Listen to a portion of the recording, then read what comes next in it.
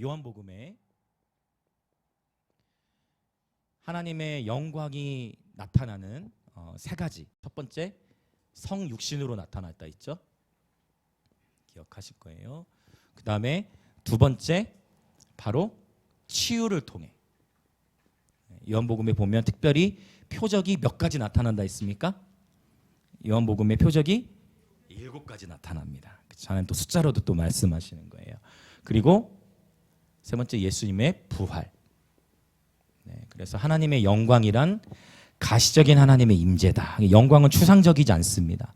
우리 눈에 보이는 거예요. 그래서 말씀이 육신이 되어 우리 가운데 오셨죠? 보여지셨죠, 하나님이. 치유, 병자가 나음을 입게 되는 것입니다. 보게 되는 것이죠. 부활, 분명히 죽으셨는데 부활하신 겁니다. 그래서 하나님의 영광, 요한복음에 나타난 하나님의 영광은 바로 이렇게 세 가지 차원으로 나타납니다. 그래서 오늘 본문도 역시 이제 어떤 이야기일까요? 치유에 관한 그런 이야기입니다. 하나님께서는 저와 여러분을 치유하기 원하십니다. 주님이 임하실 때 저와 여러분을 치유하십니다. 아멘. 연복음에 나타나는 치유 이야기인데 오늘 이 베데스다에 대한 이야기가 조금 새롭게 다가오실 거예요. 제가 그걸 풀어드릴 건데 예전에 제가 히브리서 4장 강의할 때 하나님의 말씀은 살아있고 운동력이 있어 좌우의 날선 어떤 검보다도 예리하다 했거든요. 그 검이 어떤 역할을 한다 했죠? 우리의 혼과 영, 그 다음에 관절과 골수, 그리고 혼과 영, 그 다음에 관절과 골수, 그 다음에 마음의 생각과 뜻. 이게 헬라어로 보면 이게 심표가 있어요. 헬라어로는 혼과 영, 관절과 골수, 마음의 생각과 뜻을 어떻게 한다? 쪼갠다. 할렐루야. 이거예요. 이 의미예요, 사실. 그래서 지금 혼의 생각인지, 즉 내 감정인지 내 의지인지, 혼은 지식, 감정, 의지니까 내 지식인지 내 감정인지 아니면 하나님의 인도하심인지 하나님의 말씀을 통해서만 분별할 수 있어요. 하나님의 말씀 안으로 들어가면 혼의 생각과 영의 생각을 분별해냅니다. 할렐루야. 관절과 골수는 우리 민간인들은 잘 분별 못해요. 뭔지 모릅니다. 그렇죠? 의사분들이나 알 수 있는 건데 육안으로 쉽게 구분할 수 없는 것도 하나님의 말씀을 쪼개신다는 겁니다. 할렐루야. 자, 그래서 이 하나님의 말씀의 능력, 오늘 이 하나님의 말씀의 능력이 저와 여러분을 새롭게 하심을 믿습니다. 아멘. 제가 이 이야기를 하는 이유가 있습니다.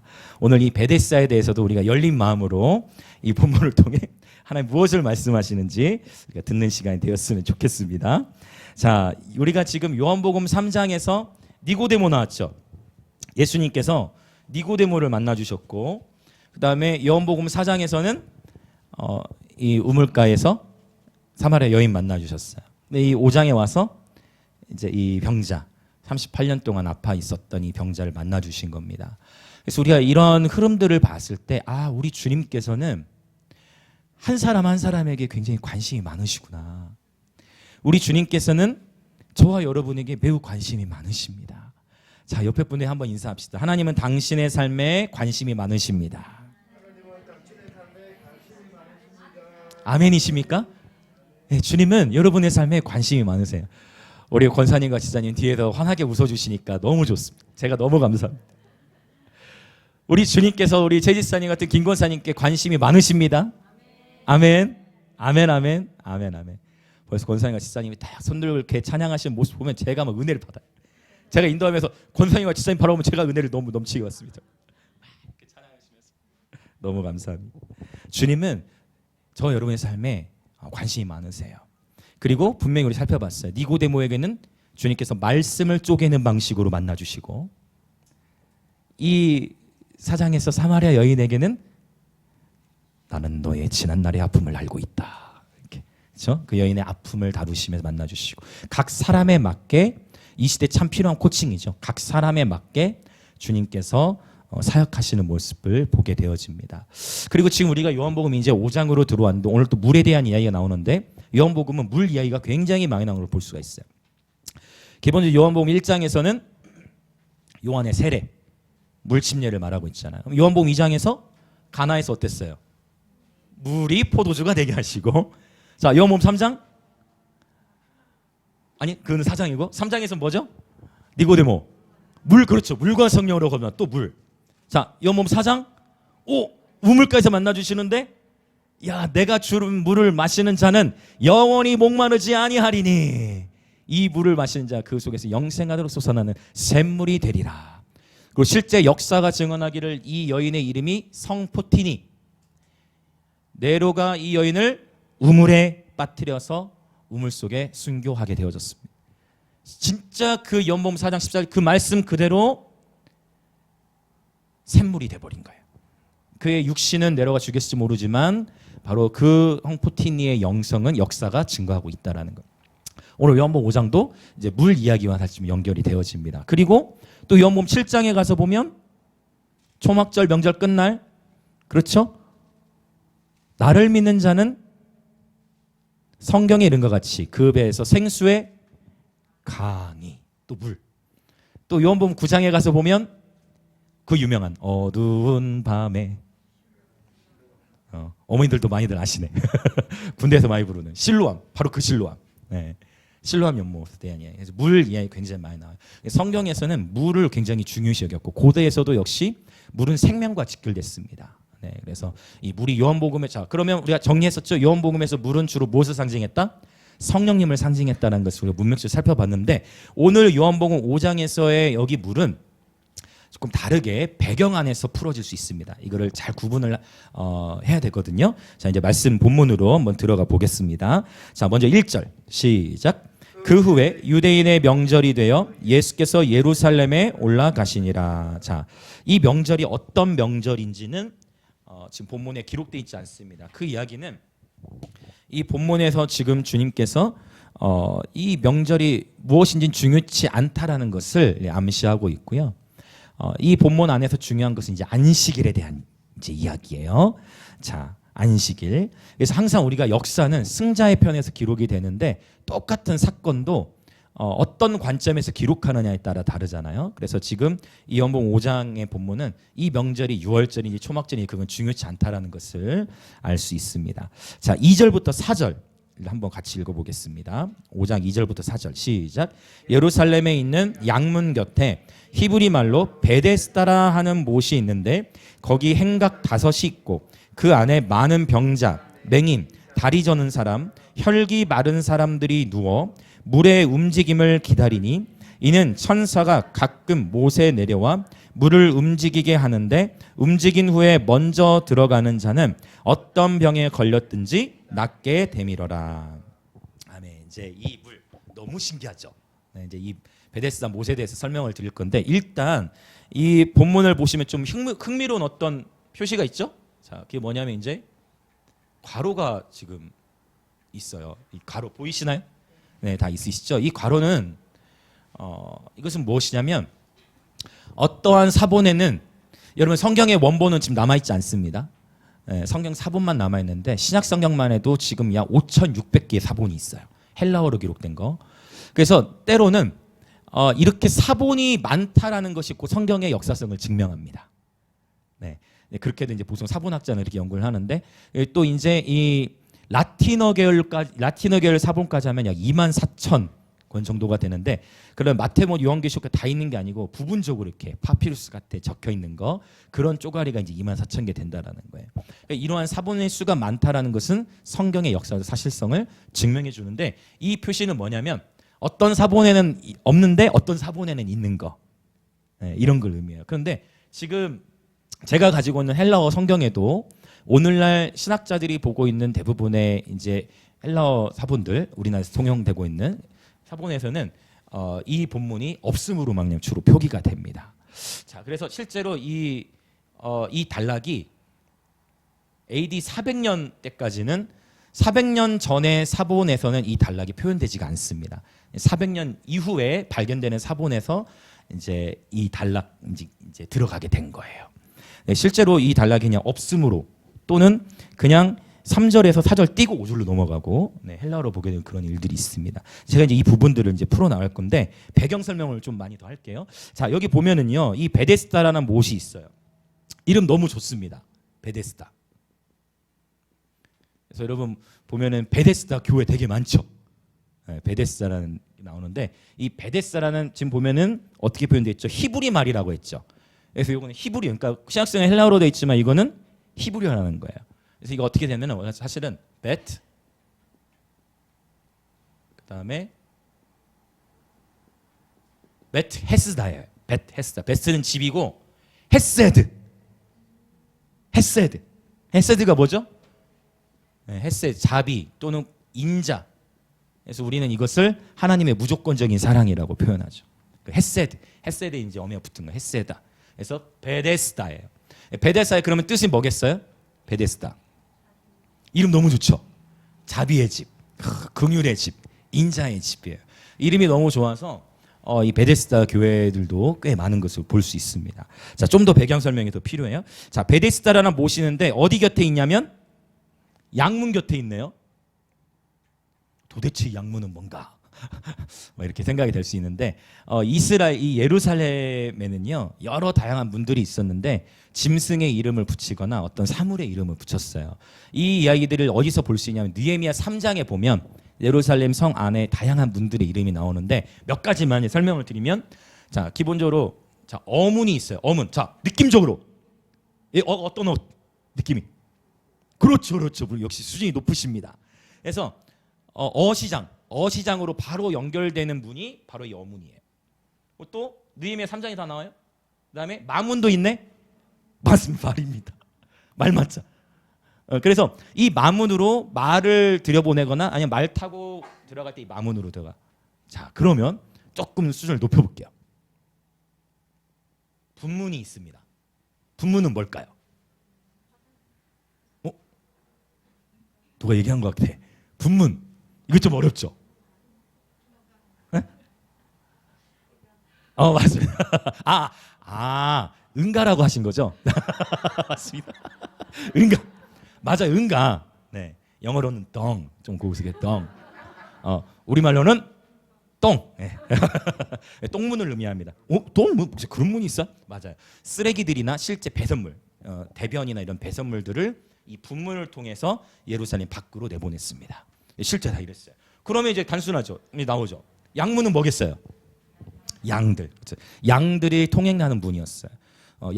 이 양문으로 지나가면 이제 양들을 판매하는. 여러분 기억하시죠? 요한복음 2장에서 다 연결되죠 지금. 그러니까 제물을 드릴 때 예루살렘 성전 밖에서도 팔고 또 그 성전 안에서도 팔고 성전 안에서 판매하고 매매하는 자들 예수님이 이제 내쫓으시고 했던.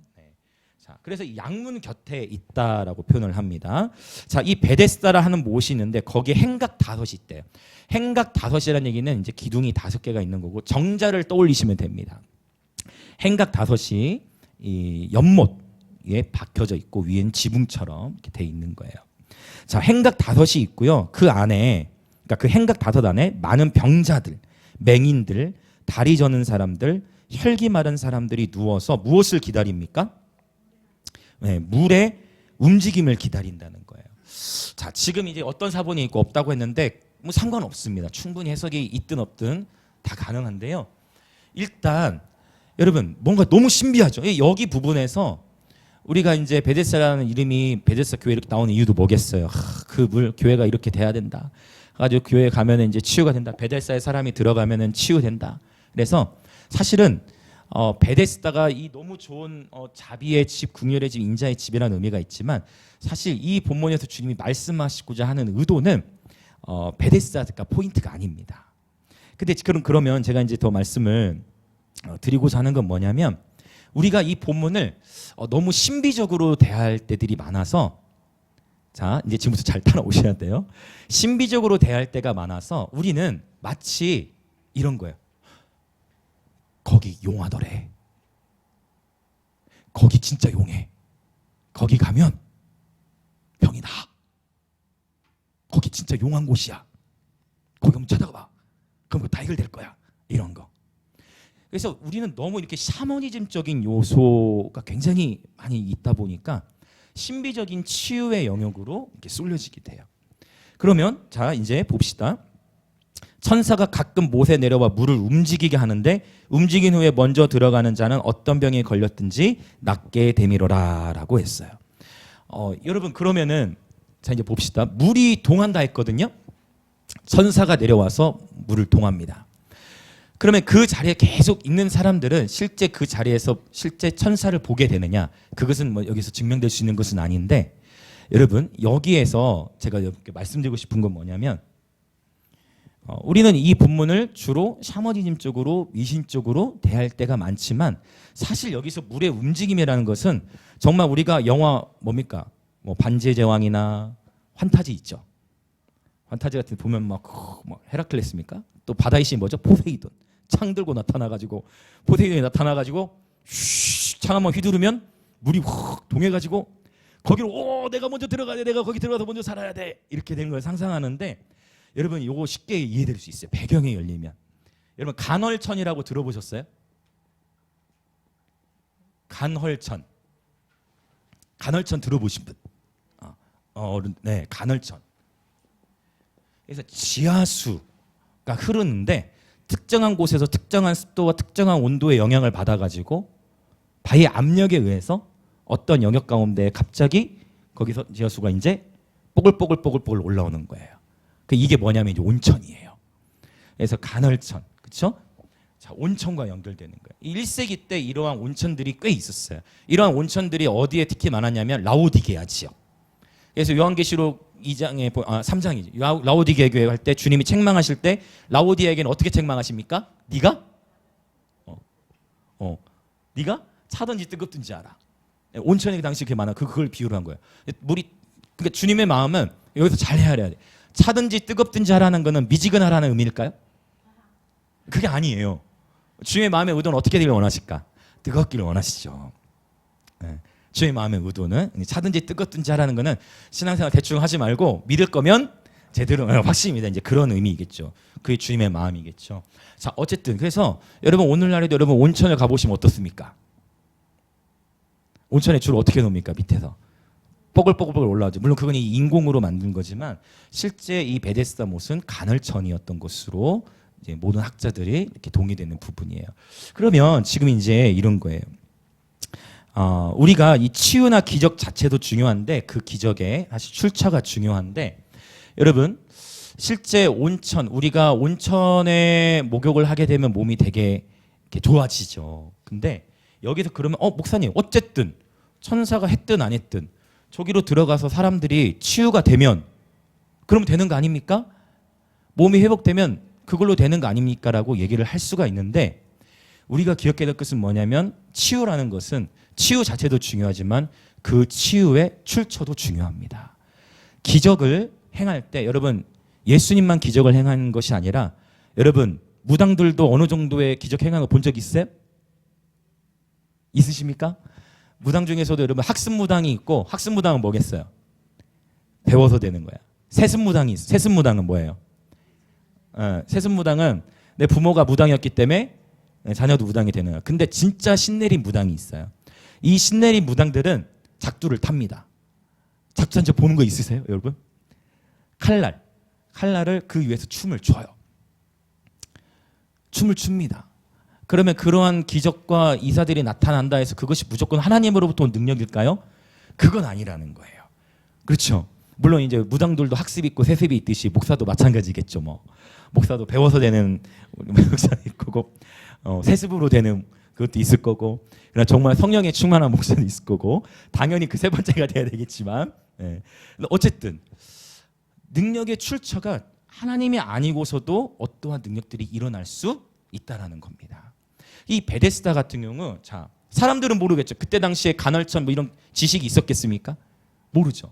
그냥 베데스다에 갑자기 뽀글뽀글 막 이렇게 올라와. 거기서 신기한 사람 들어가는데 신기한 일들이 일어나는 거예요. 소문이 나는 거야. 어떤 소문입니까? 저 베데스다가 물이 동할 때, 간헐천은 전혀 알 수가 없지. 저기에 물이 동할 때 저기 들어가면 병이 낫는다. 사람들 마음 안에 어떤 마음이 생길까요? 믿음이 생기는 거예요. 굉장히 중요한 포인트입니다. 사람들 마음 안에 믿음이 생기는 거예요.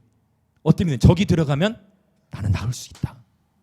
그러니까 사람 마음 안에 있는 열정과 그 갈망, 나는 저기 들어가면 병이 낫는다라는 선 지식이 내 안에 믿음을 견고하게 해서, 물이 진짜 지하수가 끓어오르다가 그 암석의 온도와 맞부딪히면서 뽀글뽀글 끓어오를 때 지금이다 하고 들어가서 그 믿음이 거기서 어느 정도의 치유를 나타낼 수도 있다라는 거예요. 좀 복잡해지십니까 여러분? 이해되시죠? 그렇게 되어지는 겁니다. 그래서 여러분 뉴에이지라고 들어보셨어요?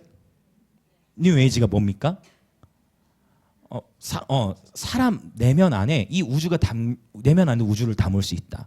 그래서 우리의 내면 안에 나의 지식과 나의 어떠한 영적인 활동을 통해서 우주의 능력을 끌어당길 수 있다. 요거거든요. 그러니까 이게 기독교의 가치와 같은 것 같으면서도 여러분 근원이 다른 거예요. 여러분 분별이 되어지시기 예수님으로 축복합니다. 하나님의 말씀에 의해서 분별되어지시길 축복합니다. 뉴에이지 기적이 실제 일어나는 무당도 신내림 무당은 작두를 탄다니까요. 이 베데스다 자체가 주님의 목적이 아니었어요. 이게 포인트예요. 근데 사람들 마음 안에 있는 이 갈망이 여기를 향하게 만들어요. 그리고 지난주 메시지에 연결되는 거예요. 표적과 기사 자체를 따르지 말라. 오직 예수님을 따르라. 예수님을 따르는 자에게 주의 선하심과 인자하심이 따르게 되어진다. 이게 같은 것 같지만 완전히 다르다. 이걸 꼭 기억하셔야 돼요. 표적과 기사 자체를 따르는 것이 아니라 우리는 예수님을 따르는 자들이 되어야만 하는 것입니다. 아멘. 네, 지난주도 말씀드렸어요. 그래서 어떤 특별한 능력이 나타난다고 해서 그 모든 것이 다 예수님으로부터 시작된 것이 아닐 수 있기에 이 시대에 정말 깨어있는 영적 분별력이 필요한 것입니다. 그래서 여러분 분별력을 지니실 때 우리는 나 자신의 가지고 있는 분별력에 대해 너무 확신하면 안 돼. 목사님 저는 절대 흔들리지 않습니다. 목사님 저는 절대 확실한 분별력이 있기 때문에 제가 다 분별할 수 있습니다. 그런 경우가 제일 위험할 수 있습니다. 제일 위험할 수 있어요. 그래서 여러분 늘 깨어 있어야 되고 오직 우리는 저와 여러분의 감정도 신뢰할 게 못 돼요. 오직 우리는 예수님만을 신뢰해야 됩니다. 할렐루야. 제가 정말 얼마 전에 이렇게 하나님과 교제한다는 어떤 분을 이렇게 봤는데 그분이 그러더라고요. 자기 이렇게 살아오면서 어떤 지사님이셨는데 나중에 인생을 살아오면서 자기는 하나님의 음성을 잘못 들은 적이 없대요. 그래서 제가 정말 인생을 살아오면서 정말 하나님의 음성을 잘못 들은 적이 없습니다. 하나님의 생각하고 쌤 생각하고 섞인 적이 없으니까 자기는 정말 섞인 적이 없대. 여러분 그건 위험한 거예요. 여러분 진짜 위험한 겁니다. 하나님 편에서는 실수가 당연히 없겠지만 우리의 감정, 생각 반드시 섞여져요. 여러분 세계적인 예언 사역자라는 그런 사람들도 예언의 적중률이 30%그 정도. 여러분 절대 우리는 우리 자신에 대해 너무 확신하면 안 됩니다. 할렐루야. 절대 우리 자신에 확신하면 안 돼요. 우리는 오직 그분의 말씀만을 신뢰해야 됩니다. 그리고 서로가 서로를 점검해 줘야 돼요. 이거 굉장히 공동체 서로가 서로를 점검해주고 서로가 서로를 이렇게 함께 응원하고 서로가 서로를 지지하면 서로가 함께 분배를 동참해줘야 되는 것입니다. 이 한국 교회 가운데에서는 샤머니즘적인 요소들이 사역 가운데 굉장히 많이 드러나고 나타나기 때문에 특별히 이러한 영적 분별력이 정말 많이 필요한 것입니다. 그 기적의 출처가 어디인가, 그리고 그 사역과 그 기적을 통해 누가 영광을 받으시는가, 이러한 영역들을 바르게 분별할 수 있게 되시길 예수님의 이름으로 축복합니다. 여러분 지금 사실은요 이 베데스다의 본문은 굉장히 비참한 거예요. 왜냐하면 수많은 병자들이 그 베데스다 못에 와가지고 선착순으로 치유를 받으려는 거예요. 선착순. 여러분 하나님의 자비는 선착순이 아니에요. 하나님의 자비와 긍휼은 경쟁의식으로 취하는 것이 아닙니다. 이제 좀 더 정리가 되시죠? 지금 우리는 때로 착각할 때가 많아요. 내가 치유받을까 해서 내가 선착순, 내가 가서 내가 살아야 돼. 내가 어떻게든 먼저 거기 들어가야 돼. 내가 먼저 들어가 거기 치유받는다는 생각이 있으니까. 여러분 하나님의 자비와 긍휼을 경쟁의식으로 대하여서는 안 되는 것입니다. 이해되시죠? 하나님의 자비와 이 기적, 하나님의 이 긍휼에 대해서는 우리는 경쟁의식으로 취하는 것이 아니에요. 선착순으로 취하는 것이 아니면 그것은 나의 욕심과 내 내면의 육적인 욕망으로 연결되는 것입니다. 지금 이건 굉장히 아픈 칼입니다. 주님은 어떻게 행하시느냐 볼까요? 자, 5절과 6절 읽겠습니다. 시작. 거기 38해 된 병자가 있더라. 예수께서 그 누운 것을 보시고 병이 벌써 오래된 줄 아시고 이르시되 네가 낫고자 하느냐. 낫고자 하느냐. 자, 이 병자가 지금 병 걸린 지 얼마나 됐대요? 아이고 38년이 됐습니다. 이게 엄청난 세월이에요. 지금 어떤 병이 자세히 나와 있지 않지만 38년이나 됐어요. 여러분 1세기 당시의 평균 수명은 42세였어요. 1세기 당시의 평균 수명. 자, 그러면 죄송합니다 여러분. 죄송합니다 여러분. 만약 저와 여러분이 1세기에 태어났다면 죄송합니다. 이 자리에 많은 분들이 주님 곁으로 지금 죄송합니다. 저도 이제 곧 주님 곁에 갈 준비해야 되는. 진짜요 여러분. 1세기 당시 평균 수명 40. 그러면 지금 이 병자가 38년이라는 시간 동안 지금 폐에 걸려 있다는 얘기는 처절한 삶이죠. 얼마나 비참해요. 근데 지금 이 병자는 뭐만 생각하고 있어요? 뭐만 생각해요 지금? 저 베데스다. 뭐만 생각하고 있다 지금? 귀 있는 자는 성령이 교대를 하신 말씀을 들을지어다. 뭐만 생각하고 있다? 베데스다만 생각하는 거야. 나 저기 들어가야 되는데. 근데 자기 스스로 들어가요 못 들어가? 못 들어가. 그럼에도 불구하고 뭐만 생각해? 베데스다만 생각하네. 예수님이 이 병자를 찾아오셨어요. 드디어 예수님 만나주십니다. 예수님이 만나주셨어요. 그리고 너 정말 낫기 원하냐? 그러면 보통은 어떤 말이 하냐면 네, 내가 낫기를 원합니다. 나를 고쳐주셔야 되는데 그게 아니야. 네가 낫기를 원하느냐? 네, 주님 저를 고쳐주세요. 이게 아니고 7절 읽어봅시다. 어떻게 반응하는지 봅시다. 예수님이 오셨음에도 이 병자가 어떻게 반응하는지 봅시다. 이래서 배경 설명을 길게 한 거예요. 7절 자 같이 읽을까요? 시작. 병자가 대답하되 주여 물이 움직일 때에 나를 못에 넣어주는 사람이 없어 내가 가는 동안에 다른 사람이 먼저 내려가나이다. 여러분 이 말투가 어떤 것 같아요? 불평하는 거예요. 네가 낫고자 하느냐? 예 주님 저 낫고 싶으나 이게 아니라 생각이 어디가 있다? 베데스다. 나 저기 가야 되는데 내가 저 기적 경험해야 되는데 내가 저 치유 경험해야 되는데 예수님이 낫고자 하는 자는 대로 주여 자꾸 사람들이 더 먼저 가요. 내가 먼저 가야 되는데 자꾸 사람들이 더 먼저 가서 저기 들어가요. 나는 못 들어가서 아직까지도 못 낫고 있어요. 예수님이 만나주시고 있는데도 이 병자는 불평하고 있고 자기가 베데스다 못 가는 거에 대해서 짜증내고 있어요. 투덜투덜 대고 있습니다. 여러분 꼭 기억하세요. 주님의 자비와 긍휼을 경쟁의식으로 대하시면 안 됩니다. 주님의 자비와 긍휼을 막 선착순으로 누리고자 하는 것 그건 주님의 마음이 아니에요. 근데 이 병자가 이렇게 투덜투덜대고 병자의 마음이 베데스다에만 가 있음에도 불구하고 우리 주님은 이 병자를 고쳐주십니다. 이것이 사람의 마음과 주님의 마음의 차이예요. 우리 주님은 긍휼이 한이 없으신 분이십니다. 그러함에도 불구하고 이 병자를 주님은 고쳐주십니다. 할렐루야. 네. 그래서 사실 이 병자가 지니고 있는 이 관점은 미신적인 신앙이었던 거예요. 여러분 우리 그리스도인들도 얼마나 많이 미신적으로 신앙생활하는지 아십니까? 하나님을 사랑하기 때문에 신앙생활하는 차원이 아니라 나의 성공, 나의 비즈니스, 나의 유익을 위해 주님을 따르는 이제 이 마치 병자의 이러한 삶이 예수님을 통해서 치유받았던 것처럼 여러분 저와 여러분이 이제 신앙생활의 목표와 관심도 나의 성공, 나의 비즈니스가 아니라 예수님이 우리의 구원자이시기에 예수님이 우리의 신랑이시기에 예수님이 나의 전부이시기에 따르는 그러한 그리스도인들 되시길 예수님을 축복합니다. 할렐루야. 아멘. 자 이제 더 볼까요? 다른 사람이 먼저 내려갑니다. 자 이렇게 투덜투덜됨에도 불구하고 주님 어떻게 말씀하시지 봅시다. 8절 9절 시작. 예수께서 이르시되 일어나 내 자리를 들고 걸어가라 하시니 그 사람이 곧 나아서 자리를 들고 걸어가니라. 이 날은 안식일이니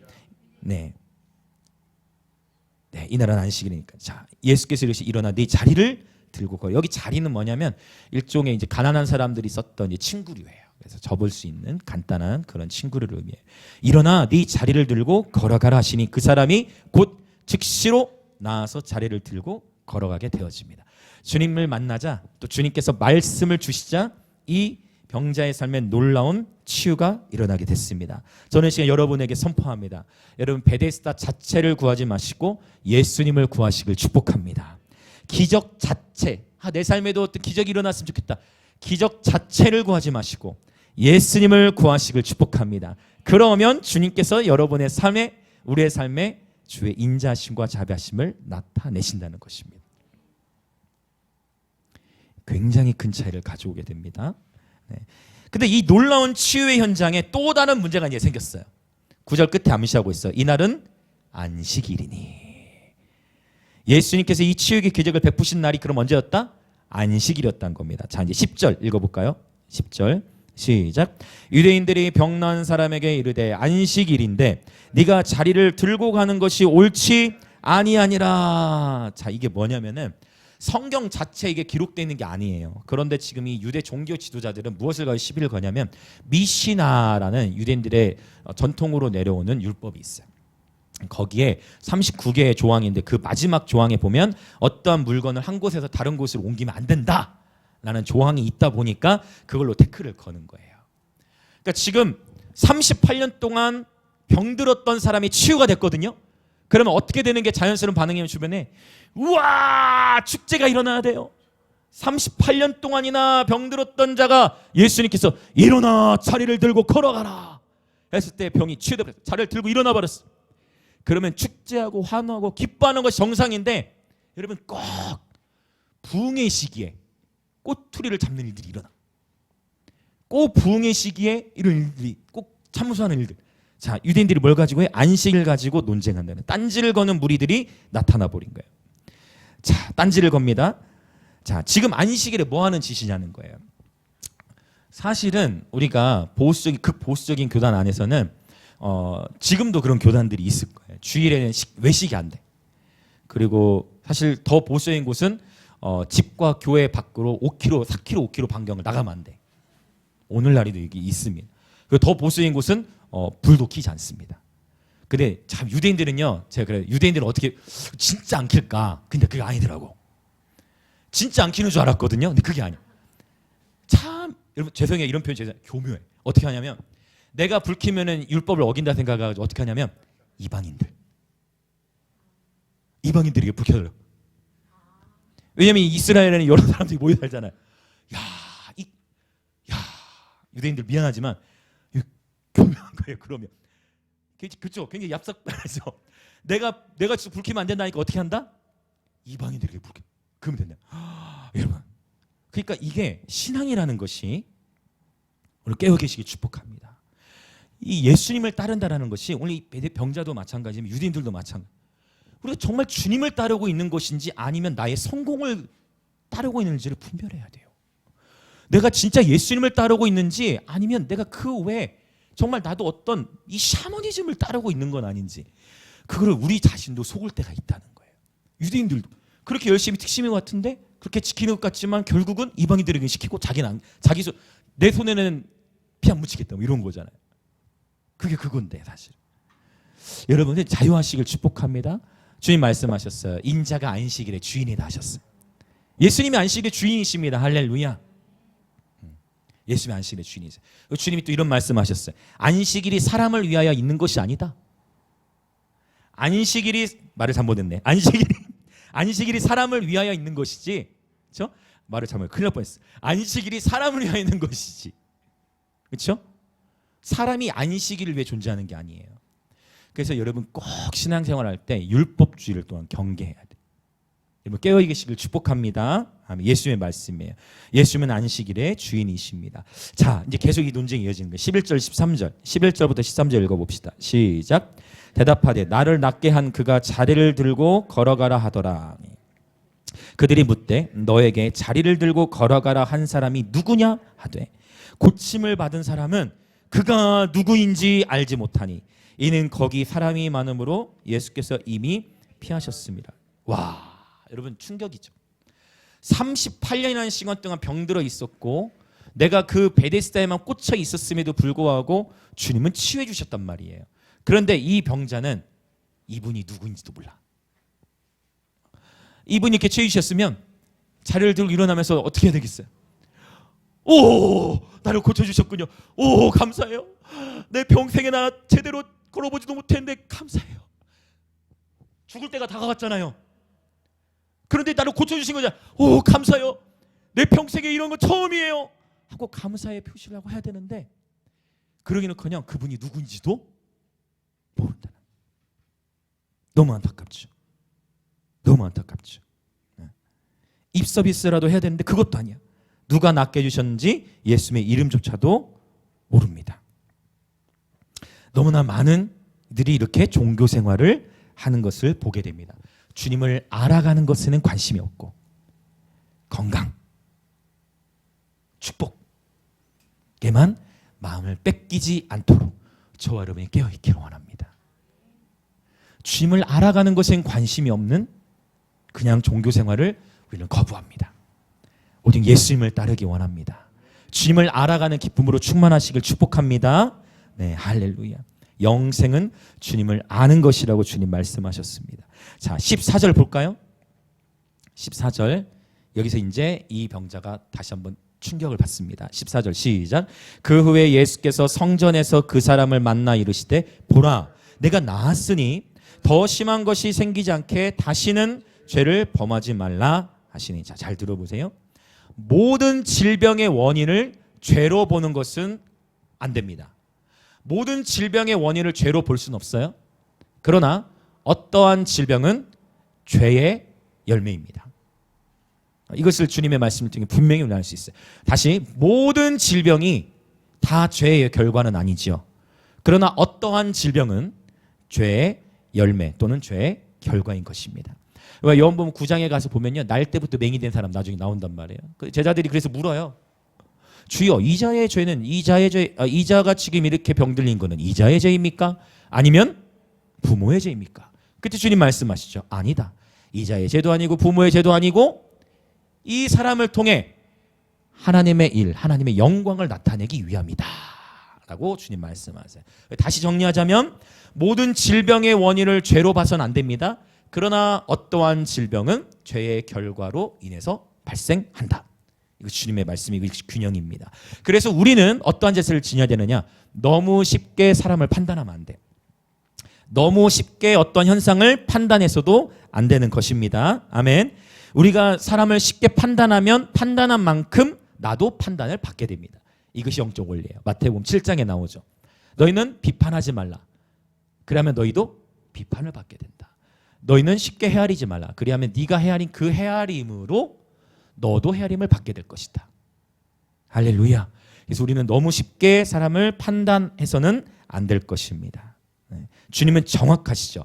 지금 어떤 죄인지는 기록되어 있지 않지만 이 치유받은 사람에게 네가 나았으니 더 심한 것이 생기지 않게 다시는 죄를 범하지 말라고 명백하게 말씀하십니다. 이때 그렇다면 지금 이 병자는요, 이 예수님 하신 말씀 이후에 태도가 살짝 바뀌어지거든요. 뭔가 이 병자의 삶에 뭔가가 있어서 성경에 기록되지는 않았지만 주님은 이 병자의 수치를 이제 가려주시는 거죠. 자, 어떻게 태도가 살짝 변화되는지 볼까요? 15절. 이제 태도가 좀 달라져요. 15절. 얘는 보세요. 이제 어떻게 달라지는지. 자, 시작. 그 사람이 유대인들에게 가서 자기를 고친 이는 예수라 하니라. 자, 예수님이 자기 이거 막 다시 가서 죄 짓지 마 이렇게 딱 얘기할 때 뭐 뜨끔했던 거야. 그 전에는 이분이 누구인지도 조차 관심도 없었고 몰랐는데 예수님이 이 하신 말씀, 그래 제가 깨달았어요.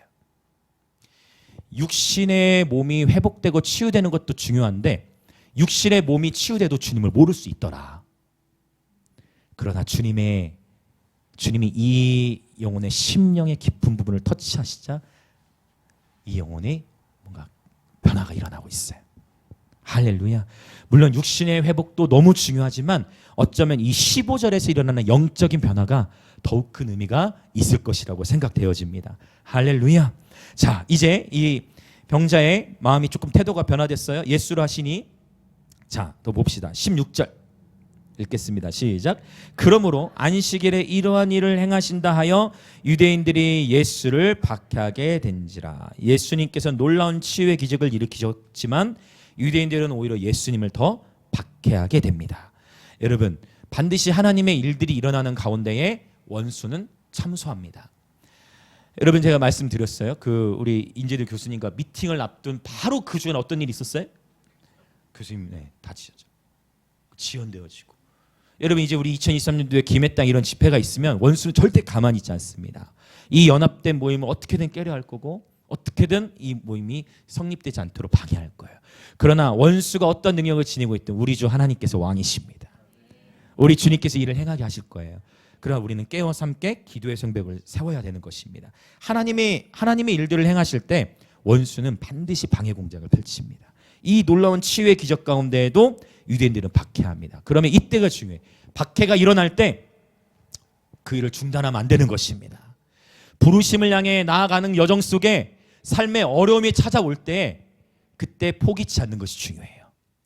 부르심을 향해 나아가는 여정 속에 경험하는 고난과 환난이 있을지라도 우리는 계속 부르심에 집중하는 것입니다. 본질에 집중하는 것입니다. 장로들의 전통과 율법의 전통을 가지고 논쟁하는 것은 무의미하다는 것을 지금 주님께서 말씀하고 계신 거예요. 자, 이제 17절과 18절 보고 함께 기도하려고 합니다. 자, 같이 마지막 두 절 읽겠습니다. 시작. 예수께서 그들에게 이르시되 내 아버지께서 이제까지 일하시니 나도 일한다 하심에 유대인들이 이로 말미암아 더욱 예수를 죽이고자 하니 이는 안식일을 범할 뿐만 아니라 하나님을 자기의 친아버지라 하여 자기를 하나님과 동등으로 삼으심이로라. 아멘. 이 말씀을 하시니 아버지께서 일하시니 나도 일한다는 말씀을 하시자 유대인들은 이제 더 예수님을 박해하고 예수님을 죽이려고 합니다. 여러분, 그래서 진리는 때때로 이렇게 고독한 것입니다. 주님을 따르는 길이 그래서 좁은 길인 것입니다. 진리는 인기는커녕 때로는 더 욕을 먹기도 하는 것입니다. 내 아버지께서 이제까지 일하시니 나도 일한다 하셨어요. 여러분, 하나님은 졸지도 않으시고 주무시도 않으신다고 말씀하셨어요. 하나님은 안식일에도 당연히 일하시죠. 안식일은 일주일에 한 번 돌아오죠. 그러나 우리가 부인할 수 없는 믿지 않는 자들도 다 논리적으로 설명할 수 있어요. 믿지 않는 자들에게도, 유대인들에게도. 왜? 모든 생명의 주권이 하나님께 있거든요. 안식일에도 여전히 사람들은 태어나고 죽습니다. 모든 생명의 주권이 하나님께 있단 말이에요. 그런데 하나님은 여전히 그 모든 생명을 안식일에도 돌보십니다. 맞죠? 하나님이 여전히 우리는 여러분 일주일에 하루 이틀 쉬더라도 해와 달과 별들은 쉬지 않습니다. 우리의 심장도 쉬지 않습니다. 하나님은 여전히 일하고 계신 겁니다. 할렐루야. 하나님은 일하고 계세요. 예수님께서도 지금 일하고 계십니다. 아멘. 우리 주님께서는 지금도 일하고 계세요. 지금도 일하고 계십니다. 주님은 이 김해 땅을 위해서도 지금도 일하고 계시고, 주님은 여러분의 삶을 위해서도 지금도 일하고 계시고, 주님은 여러분의 가정을 위해서도 일하고 계십니다. 그리고 그분의 그 부르심의 목적대로 우리를 인도하고 계신 것입니다. 자, 이 시간 함께 기도하겠습니다. 주님께서는 38년 된 이 병자를 긍휼히 여기셨습니다. 이 병자가 지니고 있었던 신앙이라는 것은 미신적이었고, 이 병자는 그냥 자신의 삶에 그냥 기적이 필요했던 것이죠. 심지어 예수님이 찾아오셨어도 병자의 관심은 저 베데스다에 가 있었습니다. 표적과 기사 자체에 집중하는 이 병자의 관점.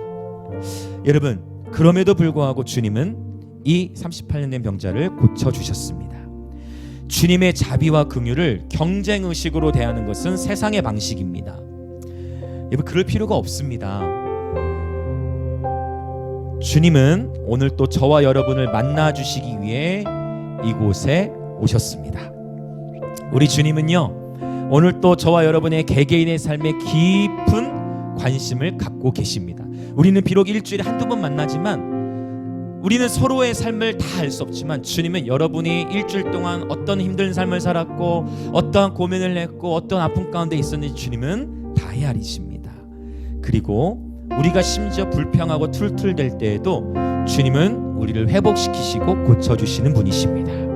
38년 된 병자의 고통을 아시고 이 병자를 고쳐주신 예수님, 오늘 우리 삶 속에 오랫동안 묵혀져 있던 아픔과 고통들을 씻으시고 치유하여 주옵소서. 주님의 자비와 긍휼을 베풀어 주시옵소서. 주님, 우리에게 말씀을 보내주시옵소서. 주님을 알아가는 기쁨을 누리게 하여 주시옵소서. 이 표적과 기사 자체의 베데스다를 추구하는 것이 아니라 진정한 베데스다이신, 진정한 치유의 집이자 진정한 자비의 집이신 예수님을 만나게 하여 주시옵소서. 주여 우리에게 주님의 자비와 긍휼을 베풀어 주옵소서. 주님 우리에게 말씀으로 말씀하여 주옵소서. 그렇게 주여 외치며 함께 기도하겠습니다. 주여. 오 하나님 아버지, 그렇습니다. 주님, 나의 어떠함에도 불구하고 주님은 우리를 만나주시고 고쳐주기 원하시는 분, 오늘 이 시간도 우리 공동체가 함께 주님 보호자 앞에 서 있습니다. 오늘 이 시간도 주님의 말씀 앞에 나아갑니다. 오늘 이 시간도 주님의 말씀에 귀를 기울입니다. 주님, 우리의 삶 속에 오랫동안 묵혀져 있던 아픔과 고통을 씻으시고 이 시간 치유하여 주옵소서. 이 38년 된 병자의 삶이 자신의 삶에 있던 이 고난과 아픔의 트라우마로 말미암아 주님이 함께 하심에도 불구하고 바로 주님이신 것을 이해하지도 못하고 여전히 이 병자의 삶에는 여전히 저 베데스다에게만 마음이 가 있었습니다. 그럼에도 불구하고 주님, 이 병자를 치유하셨듯 오늘 이 시간 우리 영광의 임재의 모든 지체들과 오늘 이 시간 함께 예배드리는 모든 그리스도 몸의 지체를 주님 회복시켜 주시고 자유케 하여 주시옵소서. 주님, 자유케 하여 주시옵소서. 진정한 베데스다이신 예수님께로 나아갑니다. 우리 삶의 진정한 베데스다이신 예수님께로 나아갑니다. 주여, 우리를 만나주시고 우리를 새롭게 하시고 오직 모든 자비와 긍휼의 주관자이신 주님, 우리 가운데 주님의 자비와 긍휼을 베풀어 주옵소서. 하나님의 은혜를 헛되이 받지 않게 하소서. 하나님의 은혜를 경쟁 심리로 취하지 않게 하소서. 하나님의 은혜를 영적 탐닉으로 취하지 않게 하소서. 하나님의 은혜를 망령되이 일컫지 않게 하소서. 하나님의 은혜를 헛되이 받지 않게 하소서. 하나님의 은혜를 땅의 차원으로 제한하지 않게 하소서. 오 주님, 오늘 우리를 새롭게 하여 주시옵소서. 오 주님, 오늘 우리를 새롭게 하여 주시옵소서. 오 주님, 오늘 우리를 새롭게 하여 주시옵소서. 오직 주님만을 의지합니다. 오직 주님만을 신뢰합니다. 오직 주님만을 의지합니다.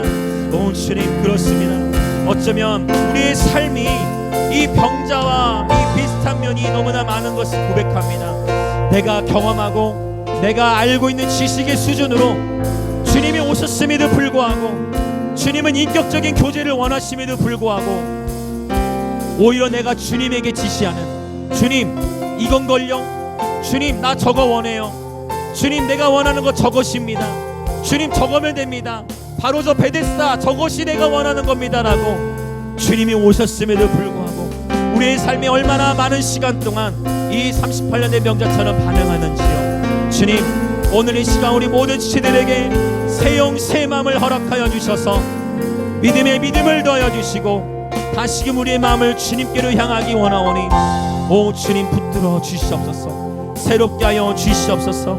새 마음을 허락하여 주시옵소서. 아멘, 아멘, 아멘.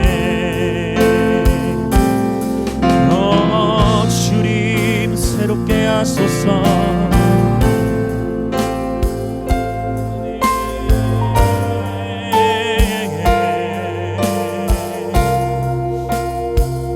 한 번 더 이 시간 더 기도하게 나가기 원하는데요. 어쩌면 이 베데스다에 대한 메시지를 처음 들으신 분들도 많을 건데요. 오늘 주님께서 그분의 말씀으로 우리의 관점을 새롭게 하신 줄 믿습니다. 우리가 진정 주님을 따른다 하였지만 나의 성공, 나의 비즈니스, 나의 어떤 기적 그 자체를 사실 더 추구하진 않았는지 나도 모르게 영향을 받았던 샤머니즘적인 신앙의 모습들을 이 시간 회개하면서, 주님 그렇습니다, 오늘 내가 회개합니다. 오늘 내가 다시금 나의 마음을 돌이킵니다. 표적과 기사 자체만을 추구하는 것이 아니라 예수님을 따라가기 원합니다. 주님을 알아가는 기쁨 속에 살아가기를 원합니다. 주님의 말씀을 알아가는 기쁨 속에 살아가기 원합니다. 그래서 주님, 우리에게 말씀해 주세요.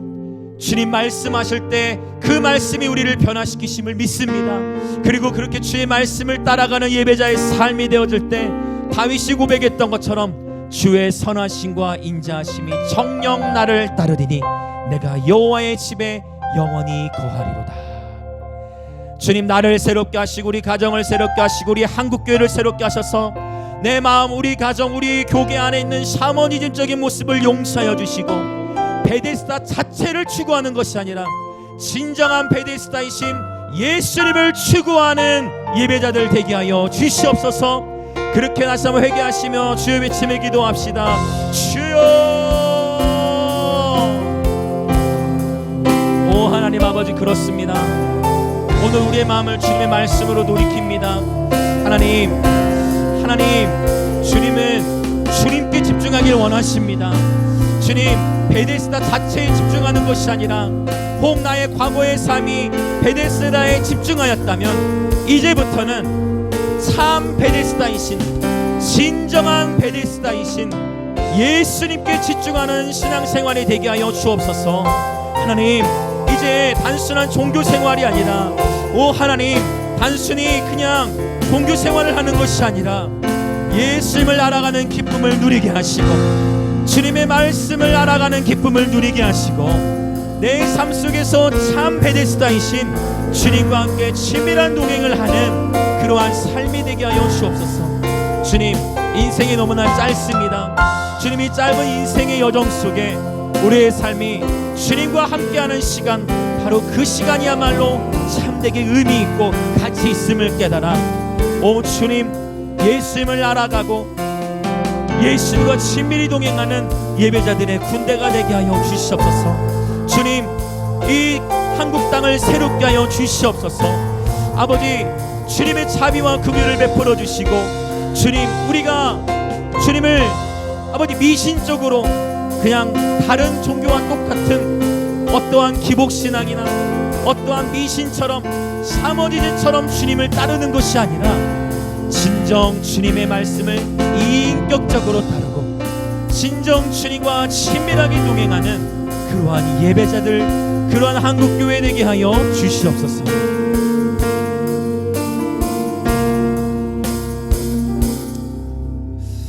오 하나님 아버지, 감사합니다. 주님, 그렇습니다. 우리가 인정합니다. 나의 삶이, 우리의 삶이 아버지 이 베데스다의 이 38년 된 명자처럼 우리 삶에 있는 고통이 너무나 크기 때문에 내 삶에서 경험하는 아픔이 너무 크다고 여겨지기 때문에 그 상처에 마음이 묶여져서 마치 그 불뱀에 물린 이스라엘 백성들에게 주께서 놋뱀을 달게 하셔서 저 놋뱀을 보며 산다고 주님이 그렇게 말씀하셔도 뱀에게 물린 상처 때문에 그 뱀을 쳐다보지 않고 그냥 죽었던 수많은 이스라엘 백성처럼 우리 또한 내가 인생 속에서 경험하는 아픔과 좌절과 상처로 인하여서 하나님, 주님을 내 스스로가 제한시키고 하나님, 내가 원하는 방식으로 주님이 찾아와 주시기만을 원했던 하나님, 우리의 모습을 이 시간 인정하고 회개합니다. 정직하게 주 앞에 회개합니다. 주님, 이 시간 새 영 새 마음을 부어주시니 감사합니다. 오직 우리는 진정한 베데스다이신 예수님만을 따라가기로 결단합니다. 그리고 이제 주님, 마음껏 우리의 삶 속에 일하시옵소서. 주님은 언제나 오르심을 고백합니다. 주님의 행하심은 언제나 오르심을 고백합니다. 주님의 원하시는 방식으로 우리에게 찾아와 주시고 주님이 원하시는 방식으로 우리를 만나 주셔서 날마다 주님과 인격적인 교제를 나누는 예배자들 되게 하여 주시옵소서. 오늘도 주 앞에 기쁨으로 예물을 드린 모든 그리스도의 몸의 지체를 축복하시사 하늘의 신령한 복과 땅의 기름진 복으로 축복하시고 주의 몸된 교회는 인도와 북한과 감비아를 넘어서 이 대한민국과 열방을 더욱 섬기는 공동체 되도록 재정의 기름을 부어 주옵소서. 지금은 우리 주 예수 그리스도의 은혜와 하나님 아버지의 놀라우신 사랑과 성령 하나님의 감화 감동 교통하심이 이제 진정으로 오직 예수 그리스도만을 따르기로 결단하는 나의 상황과 환경에 관계없이 오직 예수님만을 순수하게 따르기로 결단하는 우리 영광임직의 모든 지체들과 오늘 이 예배에 함께 참여하는 그리스도의 몸의 모든 지체분들 가운데에 지금으로부터 영원토록 함께 있을지어다.